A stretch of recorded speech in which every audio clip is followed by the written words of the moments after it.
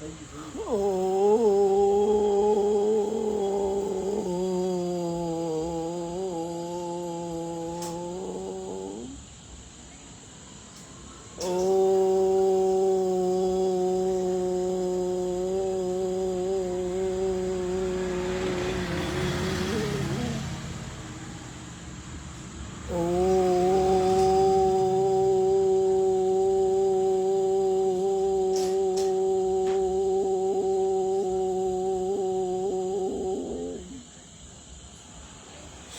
सूर्य देवाय नमः।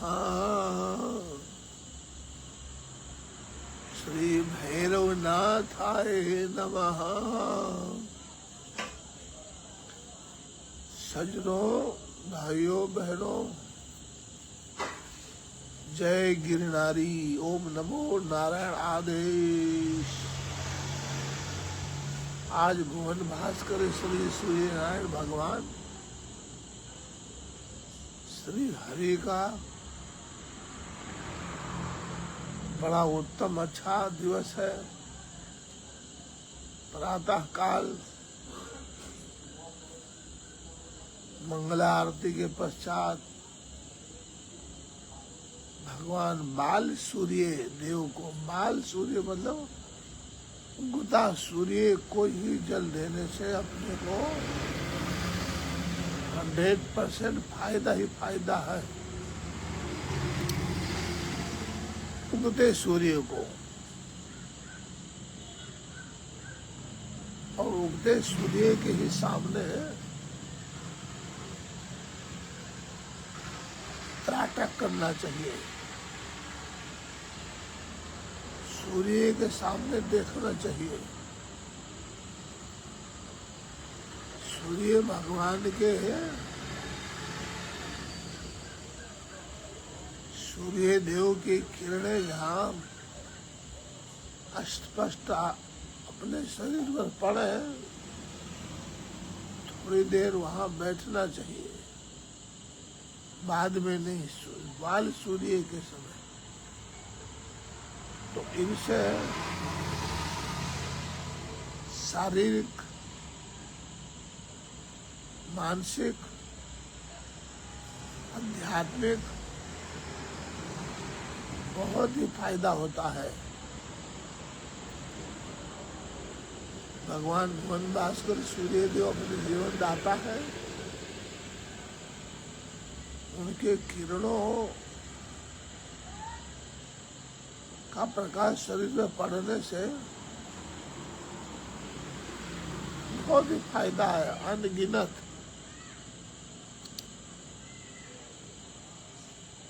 जिस किसी को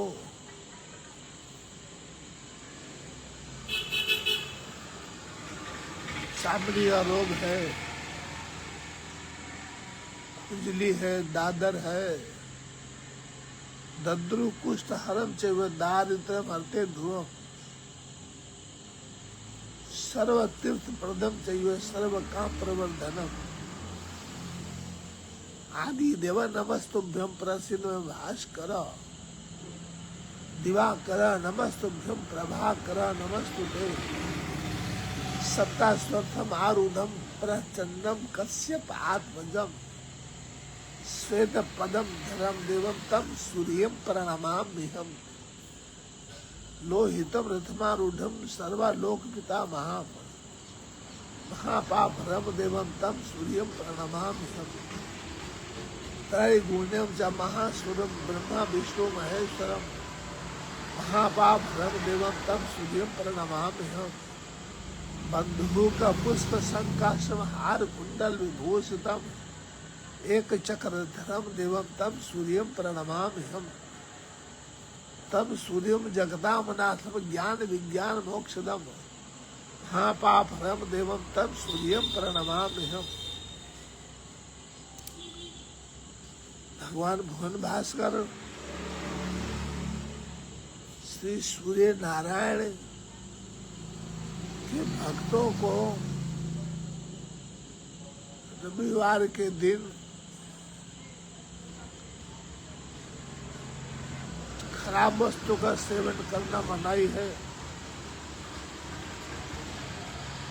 और क्या बताया है? सूर्य नारायण के भक्तों के लिए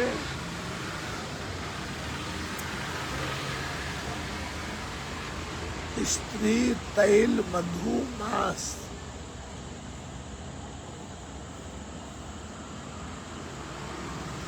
स्त्री तैल मधु मांस नित्यस्ते जेतु अभिर्दिने नो व्याधि शोक दारिद्र्यम सूर्य लोकम सा गच्छति। और नहीं मानने वाले को क्या सजा मिलती है सूर्य देव की तरफ से? आम इसम मधुपानम चा यह करोति रिभिर्दिने, जो रविवार को मांस और मदिरा का सेवन करते हैं,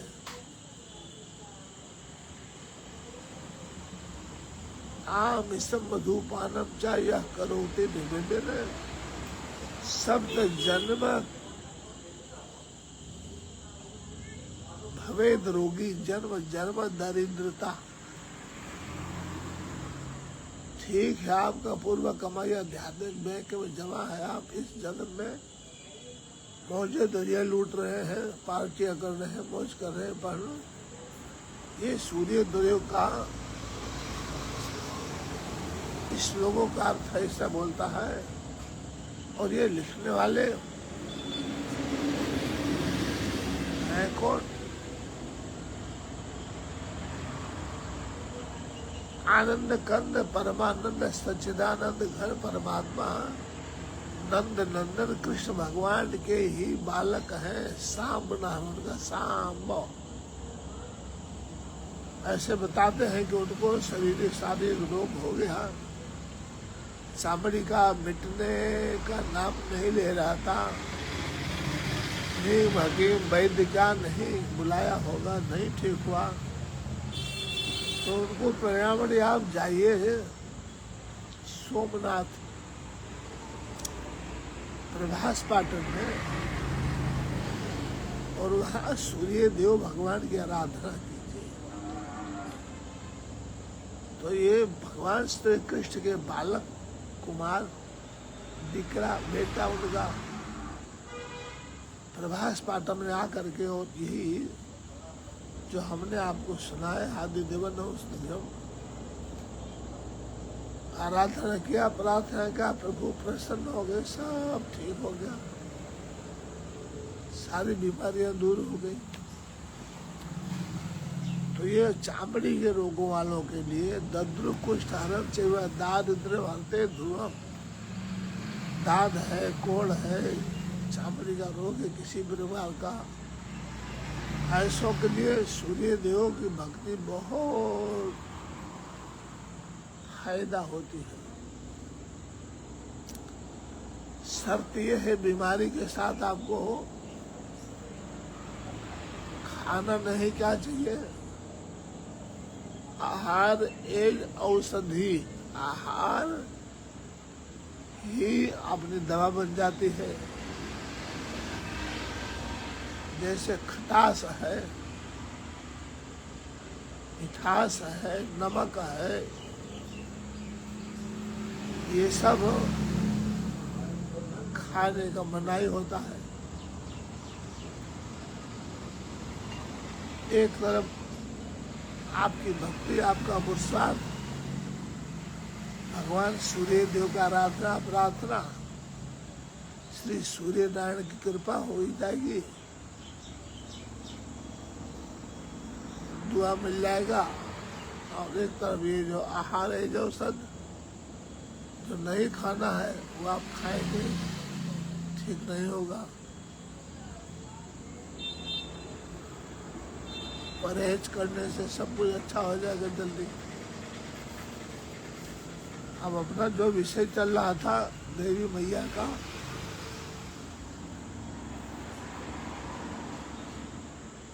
श्री दुर्गा सप्तशती चंडी पाठ,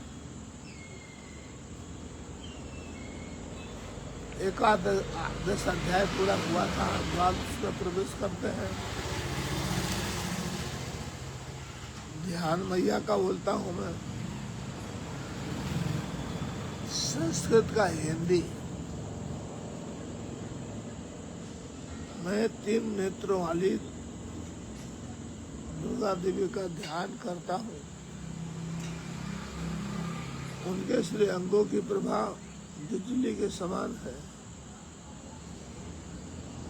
मैं सिंह के कंधे पर बैठी हुई भयंकर प्रतीत होती है।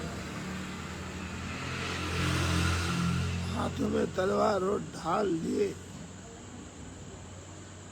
अनेक कन्याएं उनकी सेवा में खड़ी हैं। वे अपने हाथों में चक्र, गदा, तलवार, ढाल, बाण, धनुष, पाश और तर्जनी मुद्रा धारण किए हुए हैं। उनका स्वरूप अग्निमय है तथा वे माथे पर चंद्रमा का मुकुट धारण करते हैं।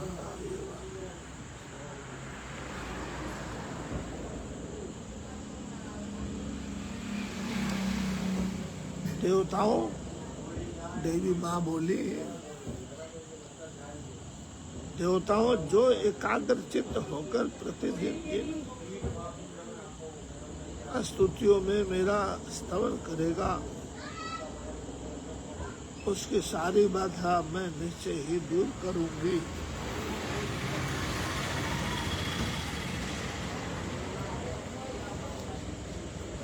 जो मधु कैटभ का नाश, महिषासुर का वध तथा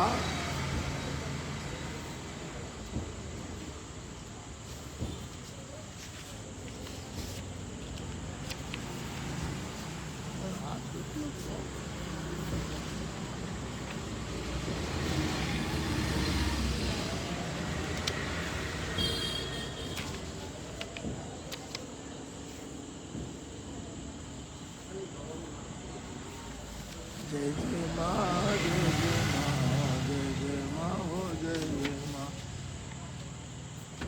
दो के बाद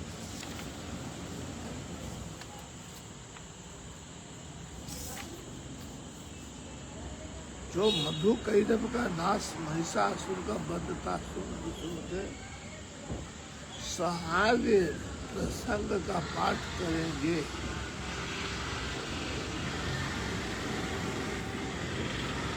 अष्टमी, चतुर्दशी, नवमी को भी जो एकाग्र चित्त हो भक्ति पूर्वक मेरे उत्तम महात्म्य का श्रवण करेंगे, उन्हें कोई पाप नहीं छू सकेगा।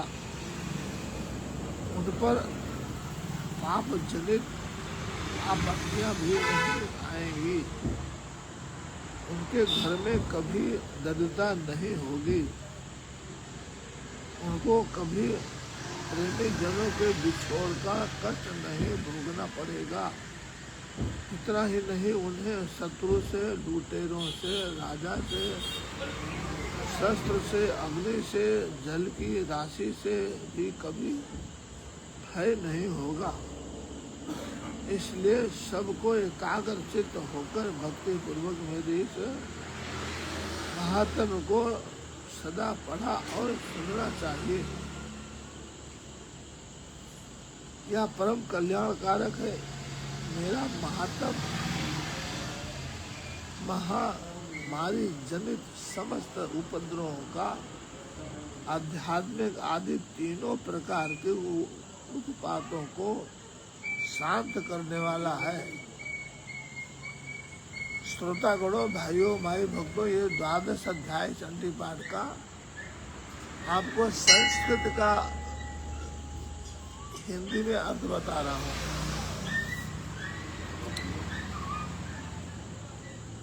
मेरे जिस इंद्रियों में प्रतिदिन विधि पूर्वक मेरे इस अध्यात्म महात्म्य का पाठ किया जाता है, उस स्थान को मैं कभी नहीं छोड़ती। माता का वहाँ निवास होता है सज्जनों, जहाँ मैया का सत्संग होता है, चर्चा होता है, पाठ होता है।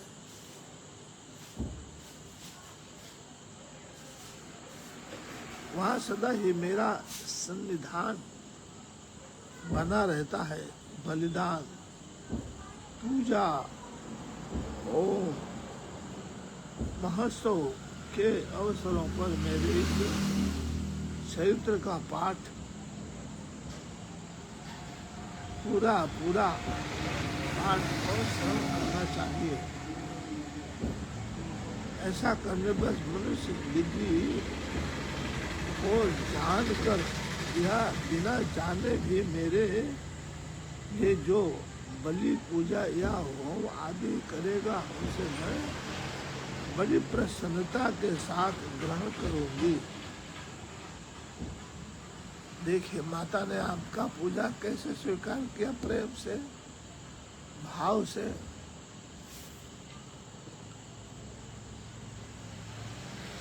ज्ञान भी अज्ञान में भी, जान भी अनजाने भी, शुद्ध अशुद्ध जो भी जैसा होगा, माता आपकी पूजा को स्वीकार करते हैं।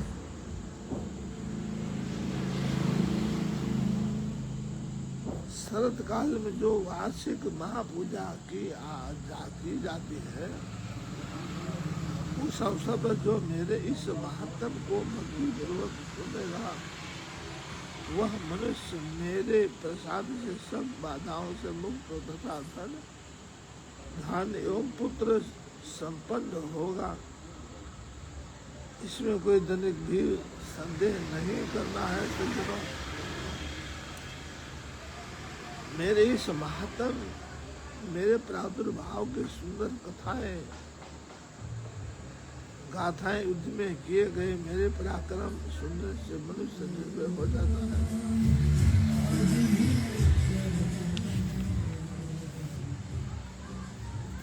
मेरे महात्म्य का श्रवण करने वाले पुरुषों के शत्रु नष्ट हो जाते हैं, उन्हें कल्याण की प्राप्ति होती तथा उनका कुछ कुल आनंदित रहता है। सर्वत्र शांति कर्म में बुरे स्वप्न दिखाई देने वाले ग्रह जनित भयंकर पीड़ा, सज्जनों कितना फायदा है आपको, देखिए सुनिए। द्वादश अध्याय का पाठ करने पर, सुनने पर इससे सब विघ्न भयंकर ग्रह पीड़ा शांत हो जाती है और मनुष्यों द्वारा देखा हुआ दुःस्वप्न शुभ स्वप्न में परिवर्तित हो जाता है। बाल ग्रहों से आक्रांत तथा बालकों के लिए यह महात्म शांति कारक है तथा मनुष्यों के संगठन में फूट होने पर भी अच्छी तरह प्रकार मित्रता कराने वाला होता है। यह महात्म समस्त दुराचारियों के बल का नाश कराने वाला है। इसके पाठ मात्र से राक्षसों, भूतों और पिशाचों का नाश हो जाता है। मेरा यह सब महात्म मेरे सामीप्य की प्राप्ति कराने वाला है। पशु, पुष्प, अर्घ्य, धूप, दीप, गंध आदि उत्तम सामग्रियों द्वारा पूजन करने से ब्राह्मणों को भोजन कराने से, होम अर्थात हवन यज्ञ करने से, प्रतिदिन अभिषेक करने से, नाना प्रकार के अन्य भोगों का वर्णन अर्पण करने से, दान देने आदि से, एक वर्ष तक जो मेरी आराधना की जाती है और उससे मुझे जितनी प्रसन्नता होती है उतनी प्रसन्नता मेरे इस उत्तम चरित्र का एक बार श्रवण करने मात्र से हो जाती है। सज्जनों, ये द्वादश अध्याय श्री दुर्गा सप्तशती का पाठ का दूसरा द्वादश अध्याय 12वां, जिसका संस्कृत आपको हिंदी सुना रहे हैं, कितना लाभ लाभ लाभो लाभो जया जया चकाचक।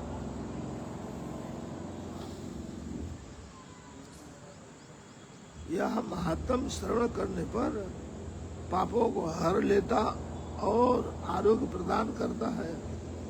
मेरे प्रादुर्भाव का कीर्तन समस्त भूतों से रक्षा करता है। मेरा युद्ध विषेक चरित्र दुष्ट दैत्यों का संहार करने वाला है। इसके श्रवण करने पर मनुष्यों को शत्रु का भय नहीं रहता है। देवताओं, तुमने और ब्रह्मर्षियों ने मेरी जो स्तुति की है, ब्रह्मा जी ने जो स्तुतियां की है, वे सभी कल्याणमयी वृद्धि प्रदान कराती है। मन में, सुने मार्ग में अथवा रावानल से घिरे जाने पर, निर्जन स्थान में लिटोरों के दाव में पड़ जाने पर, या शत्रुओं से पकड़े जाने पर, अथवा जंगल में सिंह, व्याघ्र या जंगली हाथियों के पीछा करने पर, कुपित राजा के आदेश से बद्ध या बंधक के स्थानों में ले जाने पर, अथवा महासागर में नाव पर बैठ के बाद भारी तूफान से नाव के डगमगाने होने पर, और अत्यंत भयंकर युद्ध में शस्त्रों का प्रहार होने पर, अथवा वेदना से पीड़ित होने पर, कि बहुना सभी भयानक बाधाओं के उपस्थित होने पर, जो मेरे इस चरित्र का स्मरण करता है, सज्जनों ध्यान से सुन लो, कितनी कृपा हो जाती है भैया की पाठ करने से, वह मनुष्य संकटों से मुक्त हो जाता है। मेरे प्रभाव से सिंह आदि हिंसक जंतु नष्ट हो जाते हैं। लुटेरे और शत्रु भी मेरे चरित्र का स्मरण करने वाले पुरुष से दूर भागते रहते हैं। ऋषि कहते हैं, यो कहकर प्रचंड पराक्रम वाली भगवती पराचंडिका सभी देवताओं के देखते देखते वहीं अंतर्ध्यान हो गई। फिर समस्त देवता भी शत्रुओं के मारे जाने से निर्भय हो पहले की ही भांति यज्ञ भाग का भोग करते हुए अपने अपने अधिकार का पालन करने लगे। संसार का विध्वंस करने वाले महाभयंकर अतुल पराक्रमी देव शत्रु शुंभ और महाबली निशुंभ के युद्ध में देवी द्वारा मारे जाने पर शेष दैत्य पाताल लोक में चले जाए। राजन, इस प्रकार भगवती श्री अंबिका देवी नित्य होती हुई भी पुनः पुनः प्रकट होकर जगत की रक्षा करते हैं। वे ही इस विश्व को मोहित करते हैं, वे ही इस जगत को जन्म देती हैं, वे ही प्रार्थना करने पर संतुष्ट हो विज्ञान एवं समृद्धि प्रदान करती हैं। राजन, महाप्रलय के समय महामारी का स्वरूप धारण करने वाली वे महाकाली मैया ही समस्त ब्रह्मांड में व्याप्त है। वे ही समय समय पर महामारी होती और वे ही स्वयं अजन्मा होती हुई भी सृष्टि के रूप में प्रकट होती हैं। ये सनातनी देवी ही समय अनुसार संपूर्ण भूतों की रक्षा करती हैं। मनुष्यों के अभ्युदय के समय में ही घर में लक्ष्मी के रूप में स्थित हो मुक्ति प्रदान करती हैं। वे ही अभाव के समय दरिद्रता बनकर विनाश का कारण बनती है। देवी पूजी पद कमल तुम्हारे,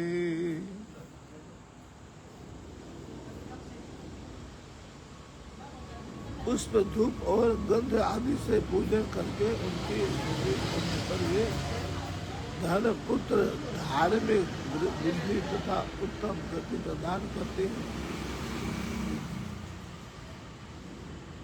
श्री मार्कंडेय पुराण में सर्वाणिक मनवंतर की कथा के अंतर्गत देवी महात्म्य में फलस्तुति नामक 12वां अध्याय संपूर्ण हुआ। हम आखिरी 13वां अध्याय श्री चंडी पाठ का 13वां अध्याय ध्यान, जो उदय काल के सूर्य मंडल की सी कांति धारण करने वाली है, जिनके 4 भुजाएं और 3 नेत्र हैं, जो अपने हाथों में 5 अंकुश वर्ण एवं अभय की मुद्रा धारण किए रहती हैं। उन शिवा देवी का मैं ध्यान करता हूँ। ऋषि कहते हैं, राजन, इस प्रकार मैंने तुमसे देवी के उत्तम महात्म का वर्णन किया। जो इस जगत को धारण करती हैं, उन्हें देवी का ऐसा भी प्रभाव है, जो वे ही विद्या ज्ञान उन्नति करती हैं। भगवान विष्णु की महामाया रूपा उन भगवती के रूप द्वारा ही तुम वे वैश्य तथा अन्य विवेकी जन मोहित होते हैं, मोहित हुए हैं तथा आगे भी मोहित होंगे। महाराज, तुम उन्हीं परमेश्वरी की शरण में जाओ। आराधना करने पर वे ही मनुष्य को भोग, स्वर्ग और मोक्ष प्रदान करते हैं।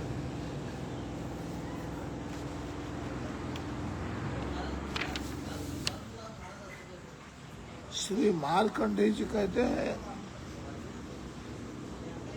कौस्तुम्बिकी जी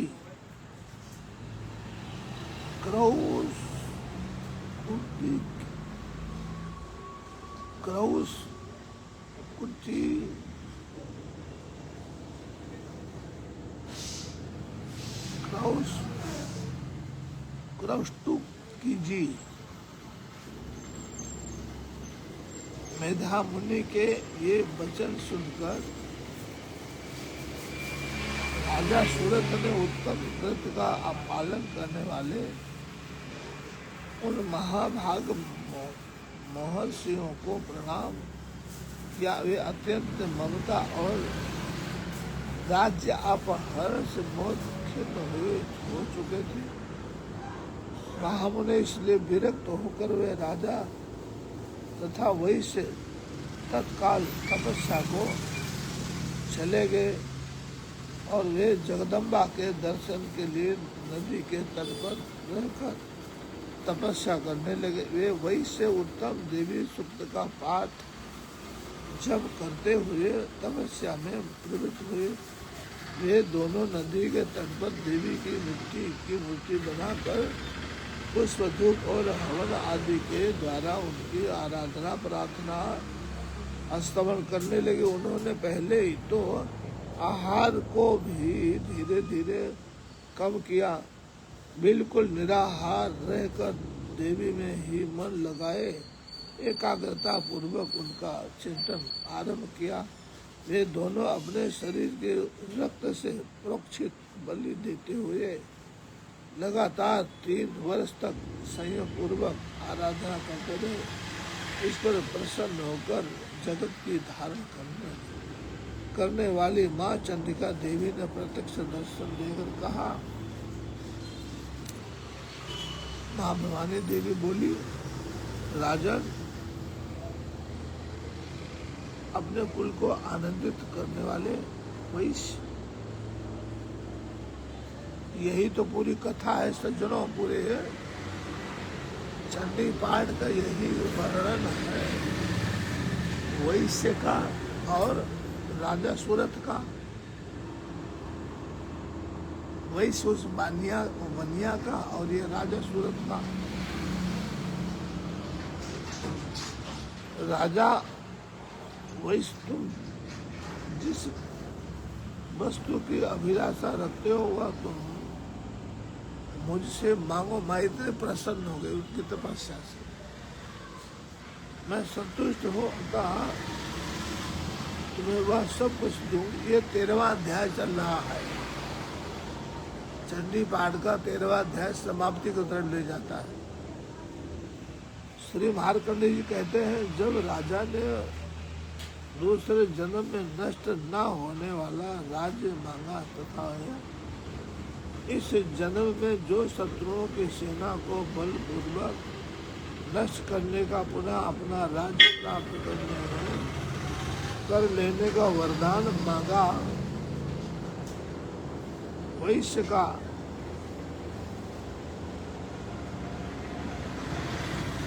चित्त संसार की ओर से खिन्न एवं विरक्त हो चुका था और वे बड़े बुद्धिमान थे। अतः उस समय उन्होंने तो माता ममता और अहंता रूप आसक्ति का नाश करने वाला ज्ञान मांग लिया। माता जी से कुछ नहीं चाहिए, भौतिकता नहीं चाहिए, ज्ञान दो माँ। देवी बोली, राजन तुम थोड़े ही दिनों में शत्रुओं को मारकर अपना राज्य प्राप्त कर लोगे। अब वहाँ तुम्हारा राज्य स्थिर हो गएगा। फिर मृत्यु के पश्चात तुम भगवान दिवस्वान अथवा सूर्य देव के अंश से जन्म लेकर इस पृथ्वी पर सर्वाधिक मनु के नाम से विख्यात होगे। बोलो देवी मैया की जय हो। वैश्वर्य बनिया जो तपस्या कर रहा था, तुमने भी जिस वर को मुझसे प्राप्त करने की इच्छा की है उसे देती हूँ। तुम्हें मोक्ष के लिए ज्ञान प्राप्त होगा। मार्कंडेय जी महाराज श्री कहते हैं, इस प्रकार उन दोनों मनोवांछित वरदान देकर तथा उनके द्वारा भक्ति पूर्वक हरिओम हरिओम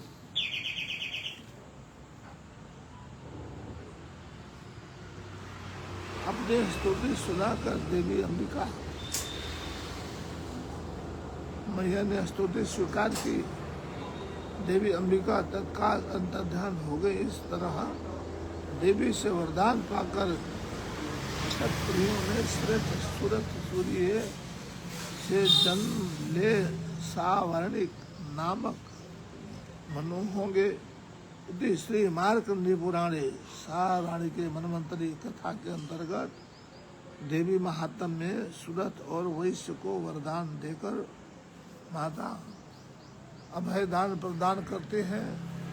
तो भाइयों बहनों सज्जनों देवी भक्तों, माता का बालक कभी किसी प्रकार का कोई अभाव में नहीं जीता है।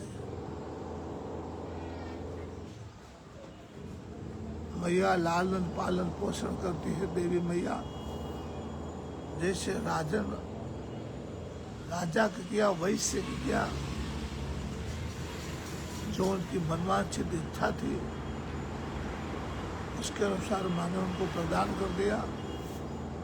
भक्ति का फल माँ अवश्य देती है। तो आज का जो 13वां अध्याय चंडी पाठ का यहाँ आपकी सेवा में प्रस्तुत किया तुलसी बाबा ने, एकता माता की कृपा से सब पूर्ण हो रहा है। अब आगे में आपका जो है थोड़ी जैसे माता की सनांग है, कवच किलक अर्गला, उस तरह जो है ना, उसके लास्ट में मैया का जो है सूक्त है, वैदिक पौराणिक तंत्रिक देवी सूक्त है, वो आपको कल आपके सामने तुलसीनाथ बाबा प्रस्तुत करेगा। कुछ बाकी नहीं रखूंगा। चंडी पाठ कैसे किया जाता है, चंडी पाठ का कैसे फल मिलता है, संस्कृत में हम बोलेंगे तो हम भी नहीं समझते हैं। तो उसका अर्थ आपको हिंदी में समझा करके मैं भी बहुत प्रसन्न हूँ। सर आप प्रसन्न रहेंगे, माता का नाम लेते रहेंगे, खुश रहिए, मस्त रहिए। जय देवी मैया की। आओ जो